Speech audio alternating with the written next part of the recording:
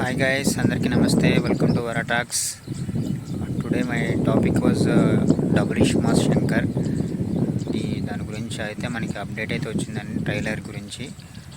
Trailer అనేది మనకు వచ్చి ఆగస్ట్ 4వ తారీఖు రిలీజ్ చేస్తానని చెప్పారు. అయితే డబుల్ ఇష్మాత్ ఎలా ఉండబోతుంది అనేది ఆ ట్రైలర్లో మనకి ఎంతో కొంత ఇన్ఫర్మేషన్ తెలిసే అవకాశం అయితే ఉంటుందండి. అలాగే ఇష్మా శంకర్తో మంచి హిట్ అయితే కొట్టారు పూరి జగన్నాథ్ గారు అండ్ రామ్ గారు కూడా వచ్చి. రీసెంట్గా అయితే వాళ్ళిద్దరికీ మంచి డిజాస్టర్లు అయితే వచ్చినాయండి. స్కందాతో రామ్ గారికి అండ్ లైగర్తో పూరి జగన్నాథ్ గారికి ఇద్దరికి డిజాస్టర్లో ఉన్నారు.